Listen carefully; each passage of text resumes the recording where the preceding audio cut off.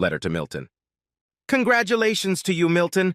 I bet you didn't think her ex-husband would say something like that to you, especially after she told you how horribly I and our children treated her. You probably thought I might berate you or even threaten you with physical violence. Believe me, that's not the case. I'll try to explain.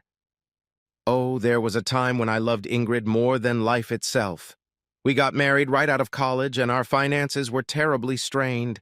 But we worked hard, loved a lot, and often talked about how our struggle to survive would be rewarded later. Together forever. That didn't happen. When the children became capable of taking care of their basic needs, Ingrid seems to have contracted what I call preemptive nest syndrome.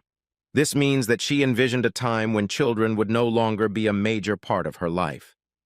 She began working on substitute hobbies to occupy the time of her mothering duties. The problem was that the hobby she chose was serial adultery.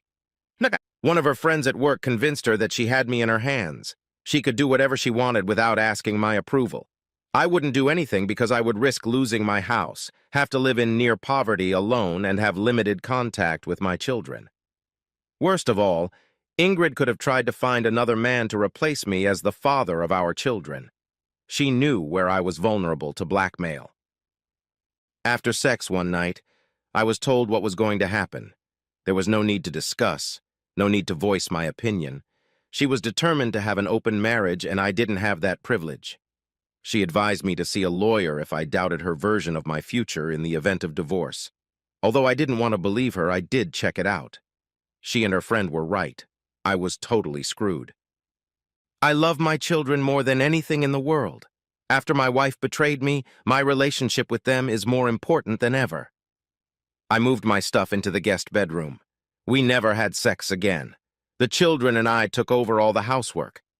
Ingrid gradually turned into a whore who sometimes lived in our house. The only concession to our feelings was that she did not bring her lover to our house. She justified her actions to our children by saying that it was her turn to do what she needed to do to live a satisfactory life. She was in debt. Her search for a satisfying life seemed to boil down to having sex with as many men as possible. The result of her satisfying life was 2 abortions, after the last of which she could no longer have children. In fact, she rejoiced at this diagnosis, as she could get rid of the condoms she had imposed at random. Her failure to use condoms led to so many STDs that she was given a separate parking space by the health department where she was tested and given antibiotics. You may want to find out if she has any STDs. Some of them are very difficult to treat. How could I put up with that, you ask? My broken heart was slowly mended thanks to my children and a few understanding women who kept me from losing my mind and were willing to help keep things a secret from Ingrid. The love I felt for Ingrid was transformed into concern for her health, physical and mental. I hope that our recent divorce and your upcoming marriage means that she is now ready to take care of herself. It's depressing how she looks now compared to the beautiful woman she once was. Milton, Ingrid has the potential to be a wonderful wife. I have been fortunate enough to watch her at her best for several years. I hope you can see that side of her. I have one suggestion. Ignore the people who will say cheaters always cheat. It is quite possible that she will not cheat again, despite her promiscuous behavior over the past few years.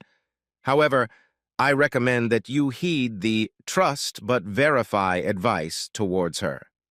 To summarize, I wish you two all the best in your married life. Please don't invite me and the children to your wedding. I'm afraid I will cry because of you. Charles.